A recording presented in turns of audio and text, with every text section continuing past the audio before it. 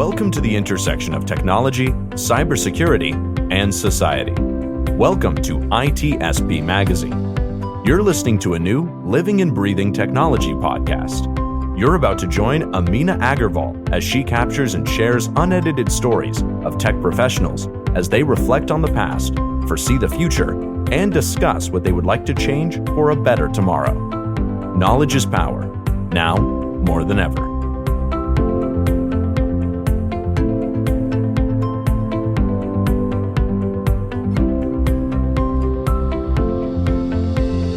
Hey everyone, welcome to Living and Breathing Technology podcast, where we talk about different aspects of life, a life that is away from technology. I'm your host, Amina Aggarwal, and today I talk to Anupurna Kaw, who is a talented cybersecurity professional known for her deep technical expertise in the cloud industry. Her passion for promoting and supporting women in technology is indispensable. She has won numerous awards like Reseller ICT Award in 2019 and very recently won an award for DefSec Women in Security for Consultant category. She has helped many women like myself to navigate their paths in security, and I'm very excited to have her on the show. Well, some of many things that many of us don't know about her is that she is a super mom, a beautiful wife, and is a great dancer. Every time I speak to her, I get one bit more wiser and hope you do too. Welcome, Anu. Let's start the show with getting to know more about you and your journey into tech in your own words. Hi, everyone. Kia ora, namaste. First of all, that was a great introduction to Amina. Oh my God, it sounds amazing. And thank you so much for giving me this opportunity to be a guest on your show. And I'm such a big fan of you lately. And I'm really, really blown away by how much you've progressed in your life. Since I first met you, you're doing really, really well. And I see you going really far in your career, in your life, and succeeding well. Well done. Congratulations for this podcast. I'm sure it's going to go great. Thank you. I'm so excited. I know. Oh my God. I have known you for a few years now, and I've seen your progression. It is amazing. You are driven, you are focused, and that's what I'm looking for in women in tech. And you are a great, fine example of that. So awesome. Yeah. Right. So I think you've already spoken quite a lot about me, but I'll give you my formal introduction. So my name is Anu Kaw, and I have been in the tech industry for almost 20 years now. My area of expertise is security, and I've been doing that for a very, very long time. Other than that, I'm a mom of two beautiful girls. My older one is a 14-year-old girl, and she keeps me busy. So right before this podcast, she asked me, Mom, make sure you order pizzas before you go on this 2-hour meeting. So I was like, all right, darling. So cute. So I organized everything for them, and I put a note outside my door, do not disturb, meeting in progress. And they do the same when they are busy with their work. So yeah, I'm a mom, a busy one, a full-time worker in cybersecurity, and of course, wife as well. Let me take you back to where you come from. So if you could tell our listeners your journey as to where you started from being a student to being going to college and now here in tech. So we would like to hear your story from where you started in India. Absolutely. It is a very interesting story. And what I really want to convey with this story is that we all have ups and downs in our lives. And the key is not to stop just because you're going through a down phase in life. And that's what I'm going to talk about. I was born and brought up in a small city in India, which is called Jammu.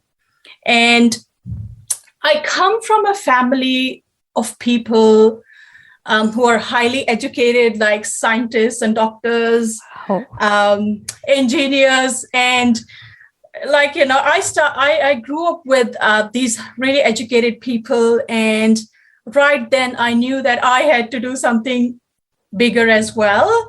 So I knew it that I didn't want to be a doctor because I just wasn't good enough in science and biology especially. So I took maths, and I was lucky enough. I got an opportunity to do a computer engineering. So I did computer engineering, and everything was going as expected. Life was good. I had a plan that, okay, this will complete. I have an internship offer, which was software development. So the plan was never to get in security. It was about software development. Yes, like yes. Always, yeah. Yeah. So I was like, all right, I'm completing engineering. I've got an internship and I will be a software developer and my life is sorted. However, life had different plans for me. And unfortunately, this happened when September 9/11 happened. And because of that, there was a big economic recession, and the companies started shutting down in US, which had a big impact in India as well. And I got an email from the company saying that my internship has been canceled because the project has been canceled. And I was like, oh my God, is that happening for real? And that was my only plan. I had no plan B. And as soon as I heard that, I was shattered, like my dreams were shattered. And I was like, oh my God, what am I going to do now? And it became a very tough time for people in IT then, because there were no jobs.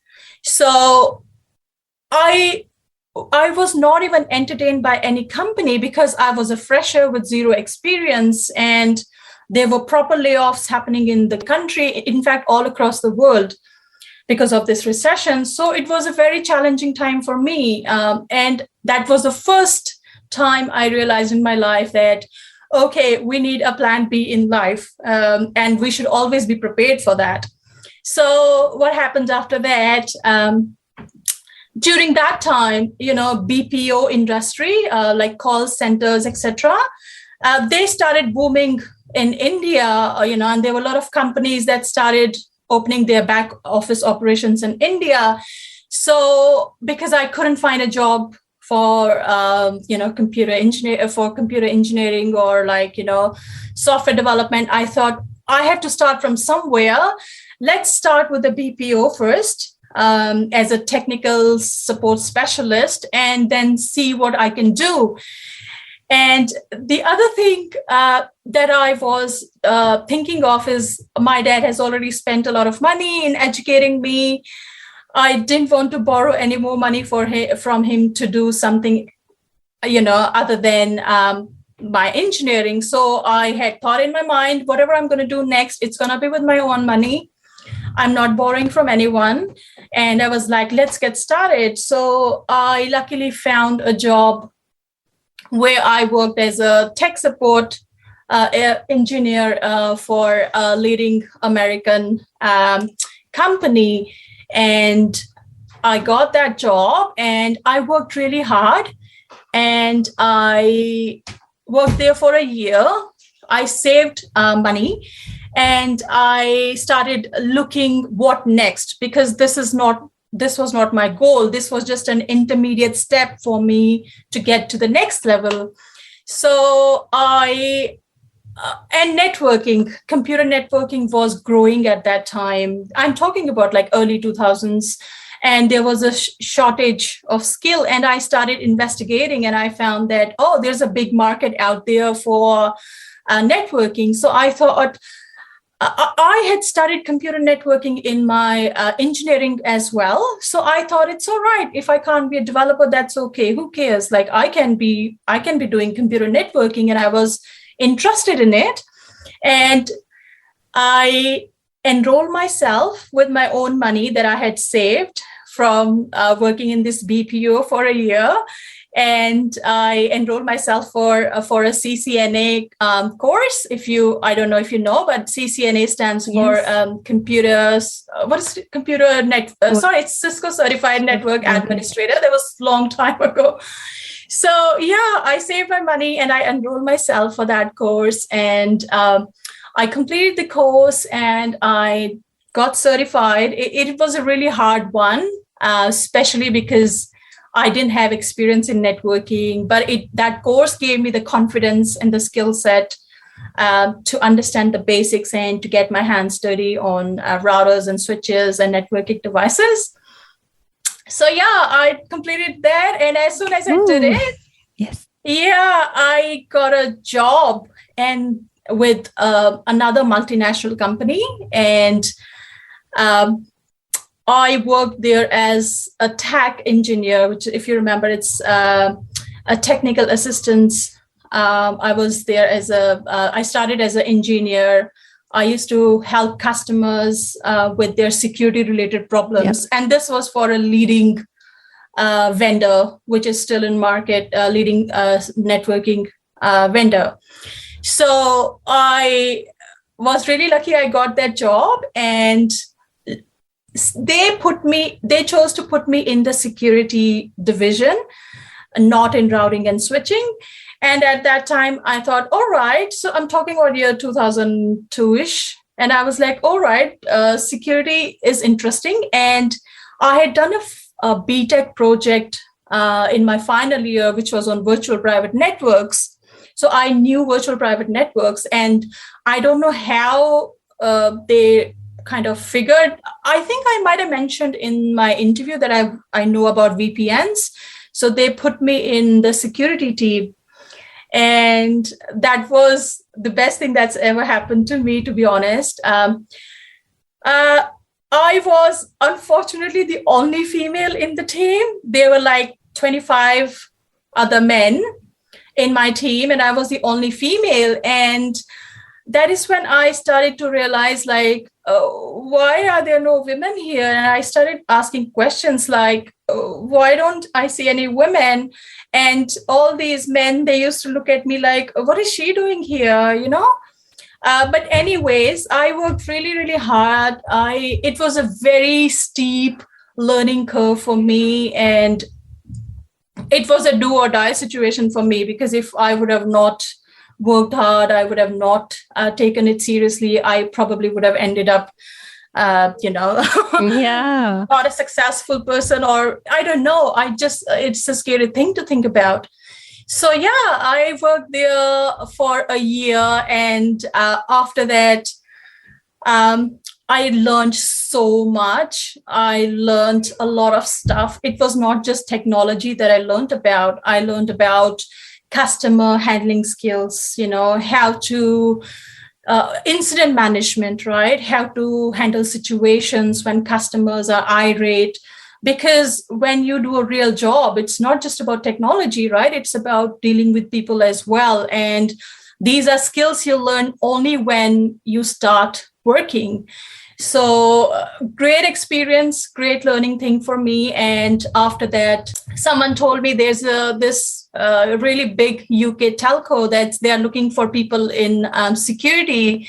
And so they are opening new office in India. And I was like, all right, let's try. And I tried for that. They had a really hard interview process. Like, there were so many technical interviews and so many whatnot, like really challenging. So anyways, I applied for that job and I got it. So that was like a big thing for me, because it was a leading UK telco. And I started my job as a security analyst. So that was my first kind of security analyst job. I think it was around 2003 or 2004, probably. So again, great opportunity. So I also got to work in London, because at some point they told us to move to London and work from there. So that was really good experience. I got promoted from security analyst to security administrator, and then senior security analyst. Had lots to learn. And of course, I was dealing with European customers. there were Germans, French, Swedish. There was like a great learning experience for me because it gave me that confidence to communicate with the international audience and be able to kind of communicate technology to them, be able to understand their problems and solve. It was, again, I think I was there for a couple of years and worked really well. And after that, I decided to move to New Zealand because my partner was here. So I moved to New Zealand and I was really, really fortunate. I had his friend coming over to my house after I moved in, and he asked me, what do you do? And I was like, this is what I've done in the past. I told him about all the work that I had done. And he was like, all right, come for an interview tomorrow. And I was like, that's great. So I went for an interview the next day and I got a job here. Again, a leading service integrator in New Zealand. So I worked there as a security engineer. Again, it gave me the experience to talk to the new local people here and, learn about things. It was very challenging as well because throughout these years, I was always the only female in my teams. And I always craved, I wish that I had a female sitting next to me so that I could ask her, like, how's my dress looking today? How are my earrings? And I had no one because, I had boys sitting next to me, but then I was like, shall I ask? Oh, I probably would have not asked them because I would probably sound stupid or something. So I didn't. And I was like always missing that thing. Like, why are there no women here? Like, I want to share my things with them. So everything was going fine. And then I had my first pregnancy and I decided to take a year off. And everything was hunky-dory till then. So when I decided to go back to work, again, it was challenging. And that's because being a woman, who's just given a birth to a baby a year ago, it was challenging. Everything was going fine. But then now I was struggling because I was not even getting interview calls. Yeah. And if I would get an interview call, I was competing against men who were there. Like, I had gaps in my CV, but they had none. And they would get jobs. And I was really disappointed. But again, look, we keep trying, right? I kept trying. I kept applying. I kept meeting people. And at that point, I was like, I was even ready to start as a contractor. There are some contracts out there which are for 1 month or 2 months and 3 months. So then I had to think about what to do. And luckily, I was going through this job site and I found there was a short-term contract available, again, for a leading telco in New Zealand. And I applied for that job. And thankfully, I got it because it was like a month. I think it was 3 months or maybe 2 months, something like that. And I was like, there's nothing to lose, let's try this and see what happens. And I tried and I was there for 3 months and they extended it to another 3 months. And after I completed my 6 months, they offered me a permanent job. So again, I took a risk and I didn't give up. And I got that job. Again, I worked there. Things were going fine. Then I had my second baby and back to square one, right? Same challenging situation again. No jobs for, mothers like me. Because, of course, there are men out there. And back then, there was no concept of diversity and inclusion. So with the second one, the same thing happened. And again, I was like, right, okay. And it's a big marathon. It's not easy. I think things are a little bit better today. But back then, there's no concept of diversity and inclusion. And, people would always look down. Like when you say them that you're a female engineer, they'll be like, okay, I've got a better one here who's a man and he can work 24 hours. Why should I hire a female? So anyways, I followed the same strategy. I started with a 1 month contract. thankfully, it got extended for like another 2 months. And then they offered me a permanent job. That was a great opportunity again, because it was architecture, pre-sales, design, and build. So I got experience, and I started doing product development as well there, like product development, costing, and pre-sales and all that stuff. So great learning experience for me as well. And I worked there for a couple of years. Yeah, and then I got asked by a leading telco again to join them. So yeah, so joined them, worked there for I think maybe 5 or 6 years as a senior security consultant. Yeah, it was another great opportunity. I got to work for leading enterprise customers, government customers. I got to work on TAS, telecommunication as a skill. Telecommunication as a service. NZISM compliance, ISO, great opportunity. I love that. I met really good people there who helped me, who mentored me. And finally, after 5-6 years, I made a decision to leave them because I wanted to work in cloud security space. And as of now, since last 8 months, I'm working with Microsoft as cloud success engineer. And I help customers implement cloud security, design, audit, assessments, everything that sits under cloud security. So this has been my journey so far. It's seen lots of ups and downs. But the key is you have to take risks.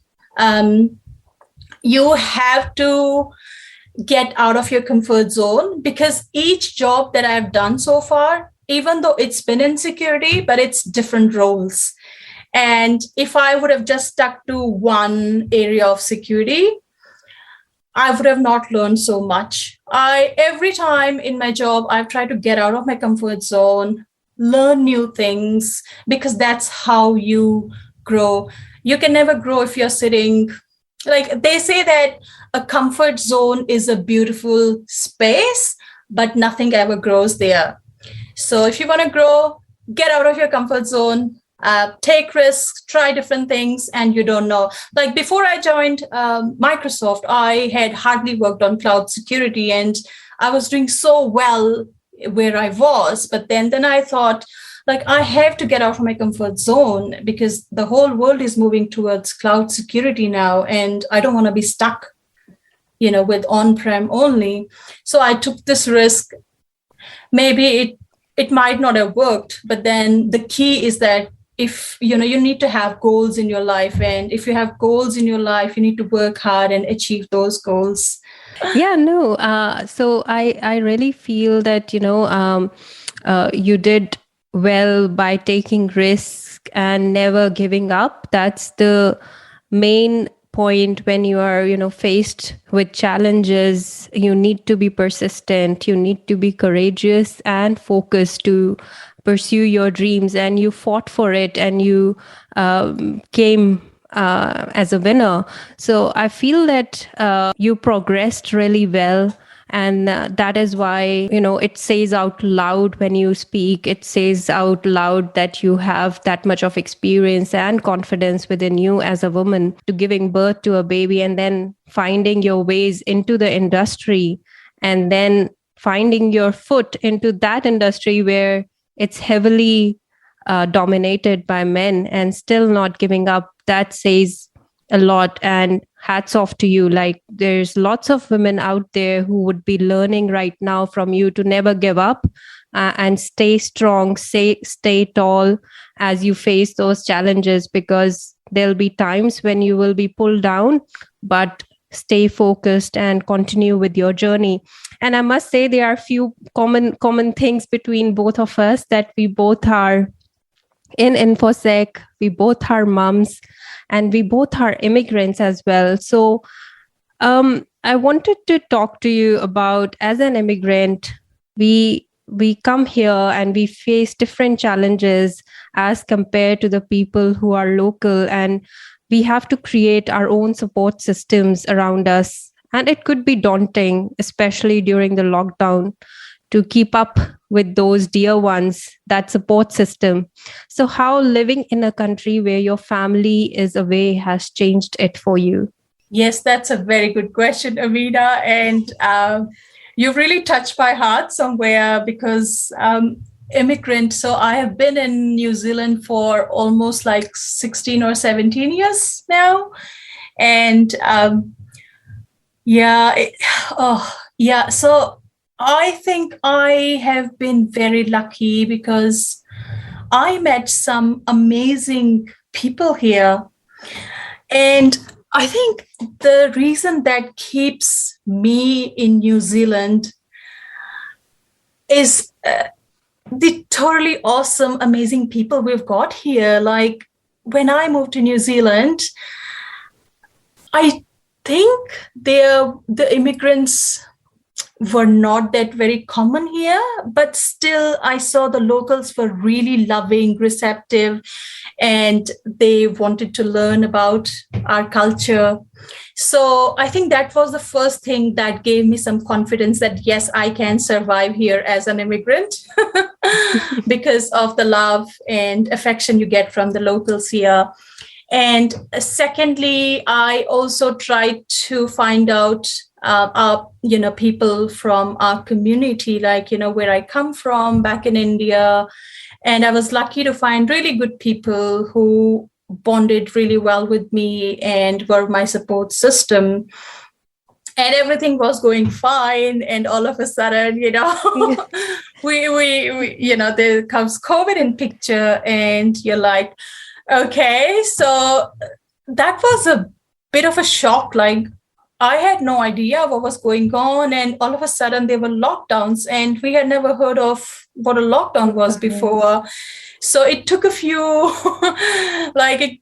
days to kind of digest what it is. And the kids were home and we were working from home, and the work really increased for me. Like, it went many folds. I think it would be same for you as well, because, now that people were working from home, they had more time to, investigate and hack, and the instance really went high. And I remember I was working a lot those days. I was struggling with connecting with people, my support system. And the other challenge was that my family is spread all around the globe. So I've got a brother in Canada, I've got sisters, UAE, and then you've got all other family. So it was really challenging because you would hear these negative news that people are dying and whatnot. And I was always under this panic mode that, what if something happens and I can't be there for them, or they cannot be there for me. So it was a very scary time. It still is, like, it still is not over. So what we did is my family, we would schedule like Zoom calls every day. Yeah. So in the beginning, it started with a frequency of every day. And then, you get that confidence eventually that things are all right and not bad. So then the frequency went from monthly to weekly. So I found that technology was a great medium for all of us to connect with each other and, see how things were doing. And I remember, I've got a few friends a couple of blocks away, and we decided that we should, talk on Fridays and, do virtual drinks sort of thing. So we had to find out mechanisms like these to keep in touch, to make sure that, we support each other. For example, one of my friends' father-in-law passed away in India, and her hubby had to go there. So, and she had some challenges at home. So, we would prepare meals for her and then drop it off at her place. So, I think we did a good job with regards to planning and making sure, we were connected to each other. If people who couldn't join in Zoom calls, but we made sure that, WhatsApp, or we could send messages and make sure everything was all right. So definitely, yes, challenging times. And I think being an immigrant, it makes you resilient. And that's one quality that I would say I have definitely gained, being resilient, being able to adapt quickly, and and making friends and your network, your support system. It's not just important in our personal lives, but at work as well. Like, you have to have those bonds with your colleagues, so that if if you can't be there for something, they are there to support you. I have really understood the value of that now. COVID.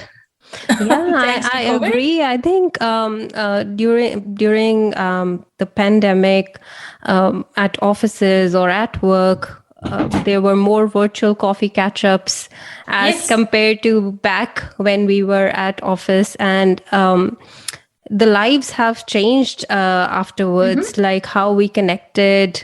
We can, I felt that I was more mobile globally during post-pandemic. I could connect to anyone, anytime during this time, as compared to back then, wherein we were confined to office meetings and we could only meet the people who were there in the office, and we need to have, book appointments for the others. But now, since we all are at home, we have that opportunity to connect to other people globally, at the brink of our the time that we have been given. We can work out that time and we can meet accordingly. But it has also impacted our mind, how we turn up at work, or how we turn up while we are meeting any friend virtually.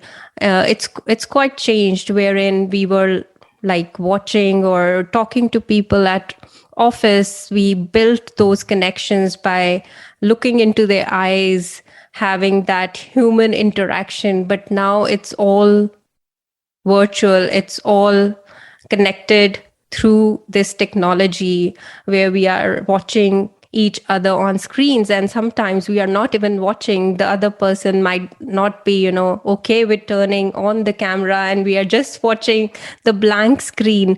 So how it has changed for you, the way you think that today we are all driven by technology? Do you think that our minds have been impacted by that? The way that we... Definitely, yes. Definitely, yes. Look, human beings are social animal, right? There is no surprise here, right? We are social animals, and we work the best if we are around people, right? And by around people means like someone next to us, right?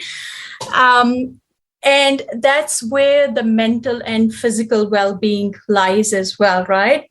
So there's this whole science that goes behind it about dopamines and, about neurons and everything. And I'm not a medical person, but your mood, the kind of mood you have that impacts the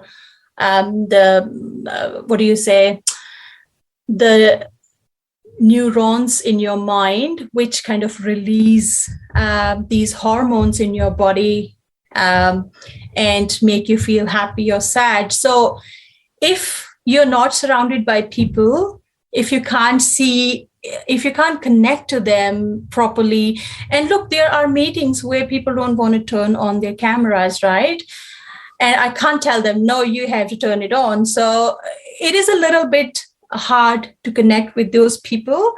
And I started a new job during pandemic, and so did you, right? Yes. So I'm a very social person. Like, I like meeting people, greeting people, knowing them, knowing about, the things they like. And I still haven't been able to establish that bond with my new colleagues. And that's because no matter how hard I try, I can't do a lot when I am. Yeah, and that's definitely impacting. Well, it's not impacting. Like, I have built good relationship with them, but it can be better, right? And I personally am not a big fan of working from home, to be honest. Like, I'm a mom. I would enjoy working from home like 1 day or 2 days a week. But anything that goes beyond that, it is a bit of a challenge for me. So, yes. Yeah. So, replying to your question, yes, it is definitely impacted mental and physical well-being of people. Yeah. So, I also had this question in my mind about being a mom, and we are often as women always tasked to do home chores. We are often seen as the homemakers. So coupled with that, we need to manage our home, we need to do our work, we need to look at our family, our dear ones, and the women are the ones who build connections in the home, right? We are the ones who are the nervous system of the body, and the body is our family. So reflecting on our mental and physical well-beings, how do you juggle with keeping yourself active and mind in tune with your body? And what do you think that how does it impact your work as well? Like, for me, if my mood is not right, I may not be as productive when my mood is like, I'm very energetic. I would do work in a couple of minutes at home as well, like cooking. So if I'm energetic, I'm in the right momentum, I would like to cook food. So how do you keep up with your mental and physical well-being, and what do you think, how it impacts your work as well? That's a very good question, Amina. And I'm sure there are a lot of women out there like who are in the same situation as us. So as we grow older, we become wiser. And I'm not sure if I've become wiser or not, but I learned one thing in life: choose your battles wisely. Don't make everything in this world a battle for yourself. So how I manage this madness is I have a list of chores or tasks for a week.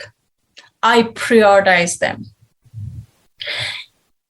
It is 1 to 10, can be 1 to 5, can be 1 to 6. So it goes from top to the bottom. And that's how I do things. I will pick up the first one, do that, get over it, go to the next one. Do that, get over that, do the next one. And if there is something that's sitting right at the bottom, is not important, I would not do it. I don't care if there are dishes in the sink. If I don't feel like doing it, I will not do it, right? They can stay there. When I'm in mood, I will do it. I don't mind if I don't do my bed every day. I don't care, right? It's about my well-being. I know it's hard. I like to see a nice, clean house, but I cannot be perfect. It took me a lot of time to understand that. I was a very peculiar person. I always made sure that my cushions were in place, the things were in place, everything was where it's meant to be. And that kind of gave me a lot of stress, like, because I always had this thing running in my mind that, oh, I have to do this, I have to do that. But as I said, I'm getting wiser. I'm still trying to figure out, I only do what's really required. For instance, it's Friday today. I was very peculiar before. I would not give outside food to my kids, when they were little babies. And I made sure that I cooked food every meal for them fresh. But look, hey, it's Friday today, and what my kids are eating, we ordered pizza. So, you have to figure out, what's really important, what's not. Like, am I doing something to keep other people happy? If yes, then I wouldn't do it. Like, you have to figure out what works for you and what doesn't. Don't try to be a perfectionist. That's a very important thing that I learned in lesson. Like, I was a perfectionist, but now I'm like, I don't care. I'm just going to get the task done and move on to the next one. And that has really helped me. Other than that, to keep myself sane, I've got a few hobbies, which I love to do from the bottom of my heart. Like, I'm into interior designing, right? And I'm very passionate about it. So I like to keep doing something in my house, like upgrading it, changing the things around, upgrading it to suit the weather, that sort of thing. And I really get a lot of compliments for that. I actually designed my own house, the house I live in. I designed it along with my architect, of course. Like, I'm not a professional, but yeah, I did all of that. And I am also into indoor plants. So I'm a plant mom, and I just go crazy. Like, I've got wide collection of plants, and I love to look after them. I love to nurture them. And other than that, what else? The other thing that I learned is that you should have a hobby which connects you to your childhood time. Because what happens that as we move on in life, we become so busy in our day-to-day activities that we kind of lose that child in us somewhere. And I remember that when I was a child, I used to learn classical Indian dance, which of course I did for a long time. And then I had to leave it because, things were getting serious in school and, you have to study and all of that stuff. So, but I always was a dancer from inside. Like, I knew that, there was something in me that wanted to dance, but then, you get serious in life and then you kind of lose the connection. So last year I was like, right, I need to kind of find and enroll myself for a dance class. So I did. And it's been a year now. I did my first stage performance last year in, I think, August, before the lockdown happened. So that was a really good experience because it takes me back to those days where, when I was a child, and it gives me those memories fresh. And it's really good for your mental health as well. Plus, dance teaches you coordination. So your brain and all the elements of brain kind of come together and focus on one thing. It's good for your brain, for your memory retention, and it definitely takes me away from this hustle and bustle. So I think I found a few ways. And yes, I also love going for walks and run. And I love listening to podcasts. So I multitask. So while I'm cooking, I'll put my headphone on and I'll listen to a podcast. And I've got some really good collections, which have definitely helped me to understand more about human brain, psychology, neuroscience, neuroplasticity, which I'm happy to talk about. I'm just counting the number of things that we both share the common interests in, like having indoor plants, having plants in my house. So I really enjoy gardening as well. And I was hearing you say that, you like listening to podcasts, and my holidays went by hearing to some of the very nice podcasts, like it was about Simran and Sonia, Girls Who Invest. And yes. Then it's a very popular podcast these days in New Zealand. And I was so intrigued by some other podcast, which was like a bit of optimism, which is by Simon Sneak, and I Oh, really liked yes. Yeah, I love him. how Yeah. he talks about life in general, and that is how I had this idea of having our own show and talking about life in general, because the tech professionals hardly talk about their own life and mostly talk about technology. So coming to technology, I looked at your profile on LinkedIn and had a look that last year was very busy for you, and upskilling, doing certifications and so forth. And I was really curious to know that how you might have managed, upskilling yourself and learning through different certifications while also being in lockdown, while also being a mom of two. So how do you manage? How do you manage all of it? Yes, it's a good question. And a lot of people have asked me this question, like how I managed to achieve so much in a short span of time. So it comes back to your goals in life, right? What your focus is. And I've got a goal in my mind, which which is there, and I have got all these steps in my mind. What do I need to do to be there, right? So I'm very passionate about reaching that goal, and it's that passion that kind of helps me and tells me to get up and do things. So for last year, my goal was to change my job and upskill myself with cloud certifications. And I was very driven. I started saying no to people, and that definitely annoyed a few people as well. Like, I had to say no to a few friends who wanted to go out, and have some fun, and I had to say no. So I had to say no to my kids as well. Like, they were like, "Mom, shall we go to beach?" I was like, "Sorry, honey, it's weekend. I need to study for my certification." And that's okay, right? We as moms are always guilt of, oh, we shouldn't say no to kids, but that's all right. As long as you tell them the truth, that this is the reason you are telling no to them, because you have to pass this certification.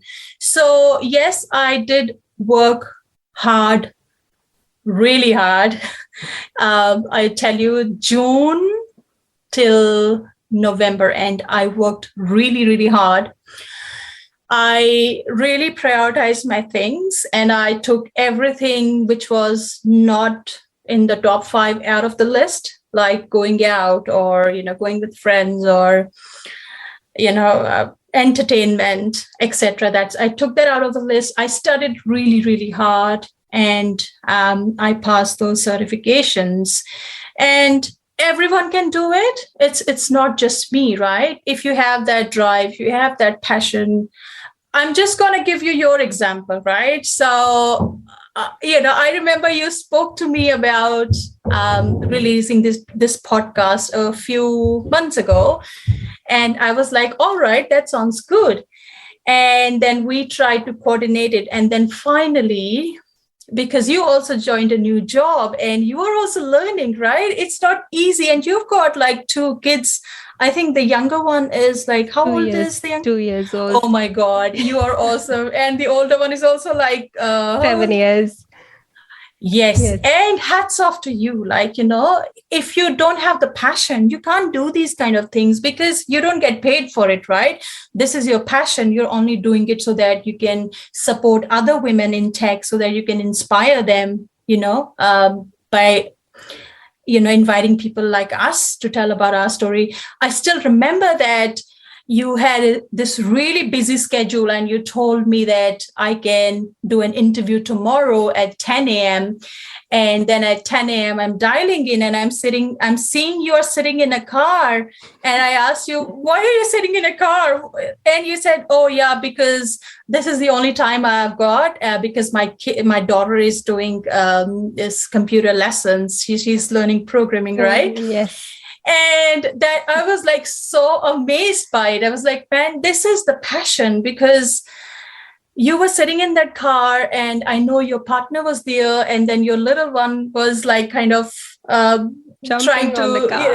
jumping. I remember that he was sliding, and hats off to you for pulling this off. Like, it is only possible if you have passion to do things. You can't do it if you're not passionate, because this is your own baby, right? This is your thing. So you can only achieve something if you work hard, if you manage to find out time, if you say no to the things that are not important for that period of time and focus on your goal.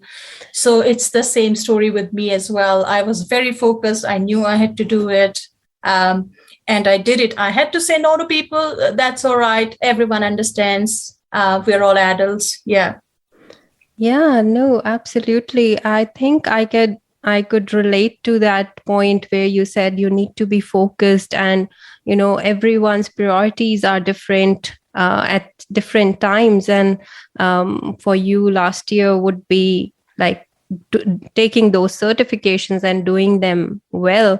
And these past holidays, I wanted to have that self-awareness wherein I was so busy with grabbing on these opportunities and didn't wanted to give away any of the opportunities that came to me. So it gave me and myself to a little bit zone out and come back to my routine of having on focusing on my physical health, on my mental health, and had my own regular regime of fitness and exercise. So is there anything that you do in your regular routine that really, energizes you and, you feel like I'm ready for the next day? Yes, absolutely. So I have always been very cautious about my health, not just physical, but mental as well, because at the end of the day, we are all human beings and we're not perfect, right? We are what our genes carry inside us, right? And I cannot control them. So I definitely have to make sure that I look after myself. And in my priority list that I talk about, so the number one thing at this point of time is my physical and mental health. So last year it was new job, career, but this year, honestly speaking, that's kind of taken next step, but on top is my mental and physical health.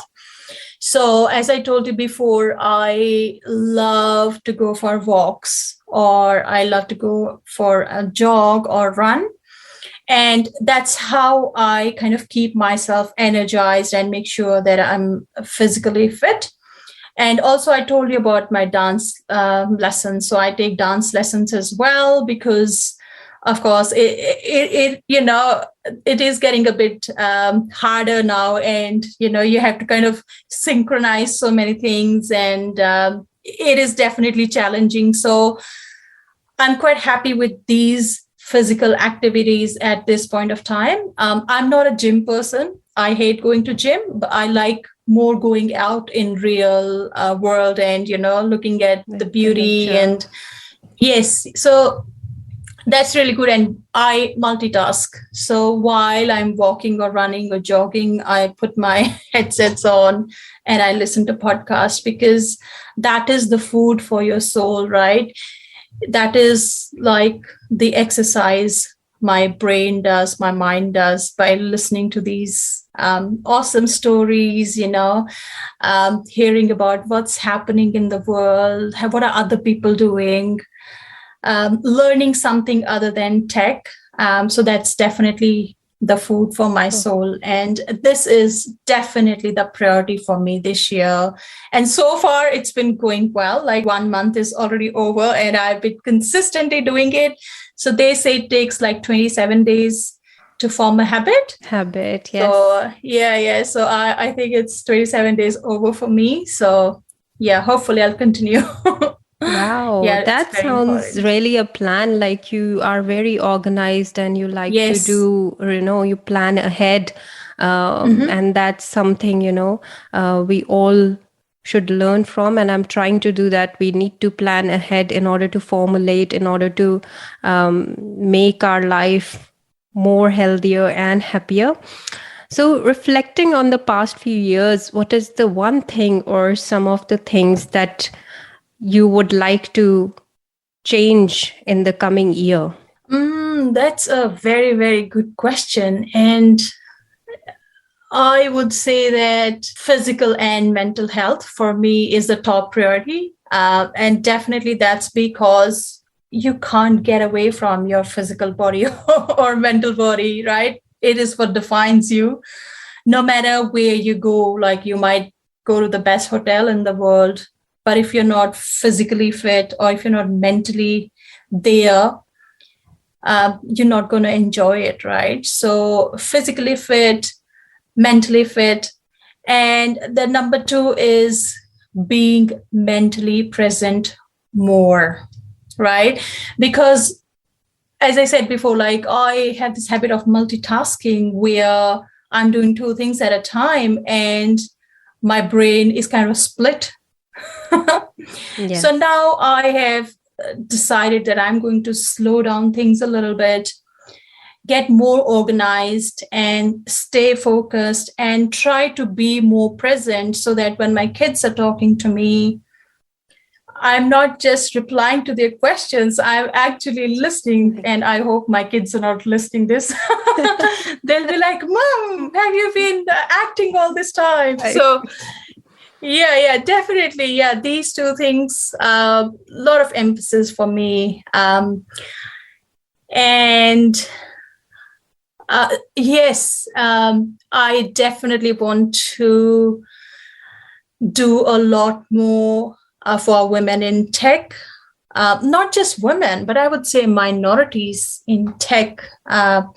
Help them, support them. And I always keep my doors open through LinkedIn or other social media channels. Like, anyone can reach out and anyone can reach out and ask me questions or whatever they have to. So this year, I'm trying to get more involved, more connected, and do something really useful and fruitful for minorities in tech. Awesome. No, this sounds really amazing. So women out there who are listening to this podcast could definitely reach out to you if they need help or support with getting into InfoSec. And I'm sure that as you helped me and many others, you will definitely help and support others in the community. So thank you, Anu, for taking us through your journey, through your life and how you maintain so well your family and also work and excel in each parts of your life. We'll pause here and we'll talk more later in other episodes, but really nice having you here and really enjoyed talking with you.